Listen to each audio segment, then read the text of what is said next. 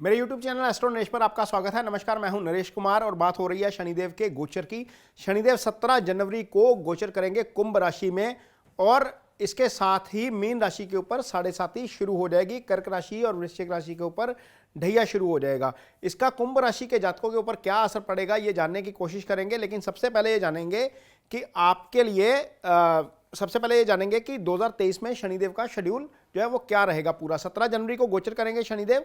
हालांकि ये गोचर पिछले साल ही हो गया था कुंभ राशि में, लेकिन बीच में शनिदेव वक्री होते हुए मकर राशि में आए और अब वहीं पर गोचर कर रहे हैं और 17 जनवरी को दोबारा कुंभ राशि में आएंगे। ये उनकी अपनी मूल त्रिकोण राशि है शनिदेव की। 14 फरवरी को शनि अस्त हो जाएंगे और 17 मार्च को उदय होंगे इस बीच, और इसके बाद 17 जून को शनि वक्री होंगे और 4 नवंबर को शनि मार्गी हो जाएंगे। ये 4.25 महीने का वक्री पीरियड और 1 महीने के लगभग का अस्त का पीरियड जो है, शनिदेव के फल वैसे नहीं होंगे जैसे शनिदेव करते हैं। अदरवाइज पूरा देव शनिदेव कुंभ राशि में रहकर जो है वो फल करेंगे। कुंभ राशि के जातकों के लिए चंद्रमा के ऊपर से शनि का ट्रांजिट होगा। शनिदेव इसी राशि के स्वामी हैं और शनिदेव की मूल त्रिकोण राशि है ये, इसलिए शनिदेव 7.5 में कुंभ राशि के ऊपर बहुत ज्यादा असर नहीं करते क्योंकि वो उनकी अपनी राशि है। लेकिन इसके बावजूद जो कारक तत्व हैं शनि के, उनका फल वो करेंगे। ये क्या रहेगा, क्योंकि ये दूसरी ढैया जो शनिदेव की 7.5 उसका दूसरा ढैया है आपके ऊपर, उसका असर क्या रहेगा ये जानेंगे सबसे पहले। क्योंकि जब चंद्रमा के ऊपर से शनि ट्रांजिट करेंगे, शनि ऑलरेडी आपकी कुंडली में जो है वो आपकी राशि के स्वामी हैं, और जब शनि चंद्रमा के ऊपर से ट्रांजिट करना शुरू कर देते हैं तो वो क्या करते हैं, आपको आलस्य देते हैं, सुस्ती देते हैं। आपका रवैया टाल मटोल वाला हो जाता है, आप वो काम नहीं कर पाते जिसके लिए आप पैशनेट हैं या जिसके लिए आप डिटरमिन्ड हैं या जो आप करना चाहते हैं वो नहीं कर पाते। ड्यू टू आपका रवैया जो है वो सुस्त हो जाता है, आलस्य आप में आ जाता है। तो शनिदेव का सबसे पहला काम यही होता है कि आपको आलसी बनाते हैं। आलसी बनाने के बाद आपका परफॉर्मेंस गिरता है, उसके बाद आपकी इनकम गिरती है, वो सारी चीज़ें उसके साथ ही जुड़ती रहती हैं। तो सबसे पहला काम क्या करना है, अपने आलस को कंट्रोल करना है। तो यहाँ पर आपके लिए सबसे पहला नुकसान जो होगा कि आप आलस के शिकार हो सकते हैं जब शनिदेव चंद्रमा के ऊपर से गोचर करेंगे। जो लगन होता है या जो राशि होती है वो ओवरऑल पर्सनैलिटी होती है आपकी, आपका मन भी वही है और आपका तन भी वही है। तो जब आप आलस के शिकार होते हैं तो आप निश्चित तौर पर फिजिकली भी वीक हो जाते हैं, मेंटली भी वीक हो जाते हैं। तो वो स्थिति नहीं आने देनी है। शनि जो है वो समय के कारक हैं, शनि समय ही जो है वो आपका पास करवाते रहेंगे, आपको वो पास नहीं करना है। इसलिए खुद को मानसिक तौर पर तैयार करिए कुंभ राशि के जातक। शनिदेव की दूसरी दृष्टि जो जाएगी वो जाएगी आपके तीसरे भाव। पहली दृष्टि जो आ जाएगी वो जाएगी तीसरे भाव के ऊपर। तीसरी दृष्टि जो है वो पहली दृष्टि है शनिदेव की, और वहां पर क्या होता है, शनिदेव तीसरी दृष्टि के साथ जब तीसरे भाव को देखते हैं तो वो भाव आपके छोटे भाई का भाव है, वो भाव आपके करेज का भाव है, डिटर्मिनेशन, फैसले सारे वहीं से लिए जाते हैं। तो ऐसा हो सकता है कि अगले 2.5 साल में या मार्च 2025 तक आपके भाई के साथ आपके छोटे भाई के साथ आपकी अंडरस्टैंडिंग में कहीं ना कोई दिक्कत आ जाए। तो यदि ऐसी स्थिति आए तो सिचुएशन को अवॉइड करने की कोशिश करिए, ताकि आपका जो रिलेशन है वो आपके ब्रदर के साथ मेंटेन रहे, क्योंकि ये शनि का प्रभाव है, ऐसा हो सकता है। इसलिए आपको इस बारे में खुद को मानसिक तौर पर तैयार करना चाहिए। दूसरा, हो सकता है कि कुछ ऐसे मोमेंट आए जहां पर आपको फैसला लेना है, इधर का या उधर का, राइट या लेफ्ट आपको जाना है, वहां पर आप कंफ्यूजन में हो जाएंगे क्योंकि वहां पर आप फैसला नहीं कर पाएंगे।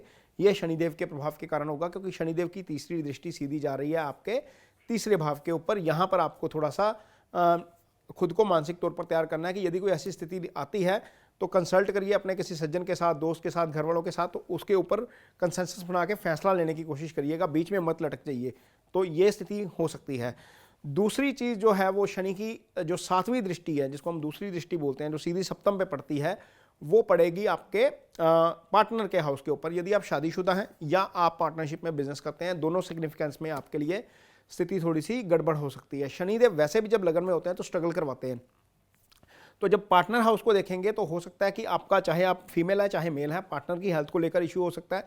यदि आपका रिलेशन पहले से कुछ कॉर्डियल नहीं चल रहा है तो हो सकता है वहां पर कॉन्फ्लिक्ट ज़्यादा बढ़ जाए। तो ये शनि के प्रभाव के कारण हो सकता है, इसको अवॉइड करने की कोशिश करिएगा। यदि कोई कॉन्फ्लिक्ट वाली स्थिति आती है आपके पार्टनर के साथ तो इसको अवॉइड करने की कोशिश करिए, क्योंकि यहाँ पर शनिदेव ऐसा कर सकते हैं आपके पार्टनर के साथ, चाहे वो बिजनेस पार्टनर हो चाहे आपका लाइफ पार्टनर हो। वहाँ पर चीज़ें आपको जो है थोड़ी सी आपके लिए अनकंफर्टेबल वाली स्थिति हो सकती है। तो वो वहाँ पर आपको उस चीज़ को अवॉइड करना है। शनिदेव की 10वीं दृष्टि जो जाएगी, जिसको हम तीसरी वाली बोलते हैं, 3 दृष्टियां होती हैं शनि की, 10वीं दृष्टि जो जाएगी आपके कर्म स्थान के ऊपर जाएगी, वो आपके फादर का भी भाव है। तो कर्म स्थान के ऊपर जब शनि की दृष्टि जाती है तो आपको क्या करती है, यदि आप कारोबार के लिए कोई प्रोजेक्ट बना रहे हैं, हो सकता है कि डिले हो जाए। यदि आप जॉब कर रहे हैं, वहां पर हो सकता है कि आपका परफॉर्मेंस थोड़ा सा स्लो हो जाए, क्योंकि शनि मंद है, मंदगामी ग्रह है, उन्होंने सारे रिजल्ट वहां पर मंद कर देने हैं, स्लो कर देने हैं। यदि आप सोच रहे हो कि मैंने ये काम शुरू करना है और मैं अप्रैल में इसको शुरू कर दूंगा से, तो हो सकता है कि वो लटकता लटकता जून तक पहुंच जाए या जुलाई तक पहुंच जाए। मीन आपकी जो डिसाइडेड टाइमलाइन होगी उससे चीज़ें डिले होती जाएंगी। तो इस चीज़ के लिए भी खुद को मानसिक तौर पर तैयार करना है। कई बार क्या होता है कि हम किसी चीज़ के लिए बहुत ज़्यादा हाई एक्सपेक्टेशन रख देते हैं, कोई प्रोजेक्ट शुरू करना है मान लीजिए, और उसके लिए हमने टाइमलाइन रख दी अप्रैल की, लेकिन वो समहाउ किसी ना किसी कारण डिले हो गया या शनि के प्रभाव के कारण डिले हो गया। तो जब एक्सपेक्टेशंस और आउटकम में अंतर आता है तो हम फ्रस्ट्रेट हो जाते हैं, हम मीन्स हमारा जो मानसिक जो लेवल है, पीस है, जो डिस्टर्ब हो जाता है, वो चीज़ नहीं होने देना, क्योंकि शनि डिले करवा सकते हैं। इसके लिए आपको मानसिक तौर पर खुद को तैयार करना चाहिए कुंभ राशि के जातकों को। ये 3 दृष्टियां जो शनिदेव की, तीनों के जो फल हैं जो आपके लिए शनि की 7.5 के दूसरे फेज के दौरान ये रह सकते हैं। इसलिए आपको खुद इसके लिए खुद को इसके लिए तैयार करिए मानसिक तौर पर, और शनिदेव का उपाय जरूर करिए। शनिदेव का उपाय इसलिए भी करना जरूरी है क्योंकि शनि आपकी कुंडली में लगन के मालिक है, शनि आपकी कुंडली में 12वें भाव के भी मालिक हैं, और शनि आपकी कुंडली में जो है वो आपको तन मन धन सब शनि से आता है आपका। तो इसलिए आपको शनिदेव का उपाय जरूर करना चाहिए। 7.5 के फेस में यदि आप शनि अमावस्या के दिन शनिदेव का जाके पूजन करते हैं, अभिषेक करते हैं, तो वो सबसे ज़्यादा फलदायी होता है। यदि आप किसी कंपनी में सीईओ हैं या आपके अंडर कोई काम लोग करते हैं, आप कारोबारी हैं, आप कोई कंपनी खुद की चला रहे हैं, बड़ी शॉप चला रहे हैं, तो आपके अंडर स्टाफ जो जितना भी काम करता है वो सारा सबॉर्डिनेट शनि से आता है, लेबर क्लास सारी शनि से आती है। तो उनको रिस्पेक्ट के साथ उनके साथ ट्रीट करिए, वो वहाँ पर शनिदेव का ये बहुत अच्छा उपाय समझा जाता है। यदि आप मंदिर जाने में बिलीव करते हैं, मंदिर जाते हैं, तो आप शनिवार के दिन 7 शनिवार कम से कम काली उड़द की दाल 700 ग्राम और काले तिल इतने ही मात्रा में या 70 ग्राम भी आप कर सकते हैं, शनिदेव को अर्पित करिए शाम के समय। शनि का दान हमेशा शाम के समय अर्पित किया जाता है। और आप अपना फेस जो है वो छाया पात्र में देखकर शनिदेव को सरसों का तेल अर्पित करिए। ये शनिदेव के उपाय यदि आप करते हैं तो जो 7.5 का प्रभाव है, वो जो नकारात्मक प्रभाव कभी कभी आता है, उससे सामान्य तौर पर काफ़ी मुक्ति मिलती है। तो आपको मानसिक शांति भी होती है उससे। तो ये उपाय ज़रूर करिए। ये कंटेंट आपको कैसा लगा, इस पर मुझे अपनी राय कमेंट बॉक्स में ज़रूर दीजिए। यदि आपको लगता है कि इसमें कोई इंप्रूवमेंट की गुंजाइश है तो हम इसमें इंप्रूवमेंट ज़रूर करेंगे। मुझे आपकी राय और सुझावों का इंतज़ार रहेगा। इसके साथ ही मुझे दीजिए इजाज़त। नमस्कार।